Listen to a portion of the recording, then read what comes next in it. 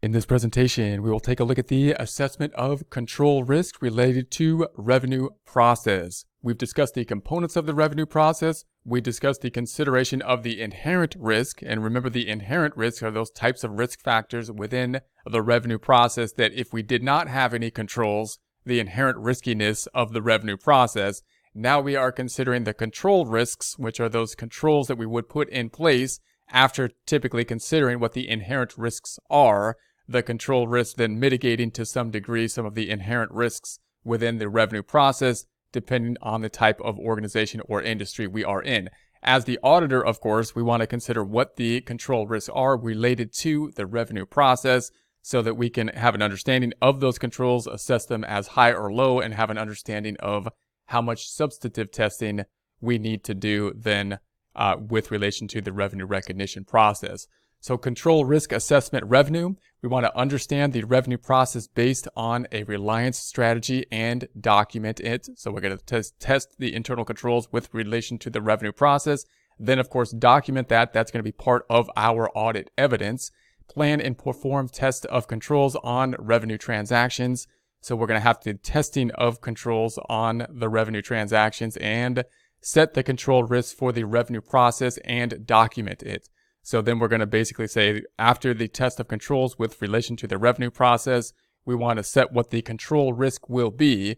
And remember, the control risk relates to the ability for the controls to detect a material misstatement. So we want to be able to set the control risk, consider the inherent risk, and then think about how much substantive testing that we will need to do.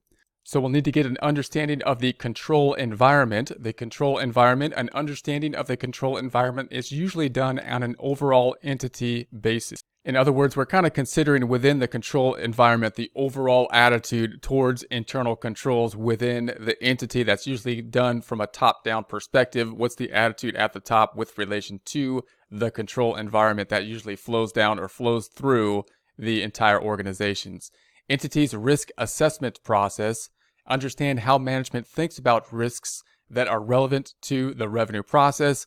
Auditors should estimate the significance of the risk and assess the likelihood of its occurrence. Then we consider the control activities. These are the actual activities that are going to be set in place within the control system related to revenue. It's the auditor identifies the controls to ensure the insurance for transactions and events are being met. Documentation of the auditor's understanding of the revenue process may be accomplished by using. So we're going to document this information with possibly procedural manuals. What are going to be the procedures within this process of the revenue recognition?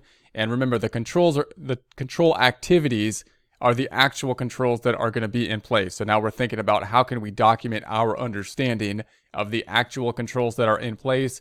We could use procedures manuals to get an idea of what the controls are in place and document those controls. A narrative description of what the controls are. We might put it in a narrative form. We might have a flow chart that will give us the major components within a flowchart type format of the system as it goes through the revenue recognition process. And we might have an internal control questionnaire that could be set up as part of our documentation with relation to the control activities as well.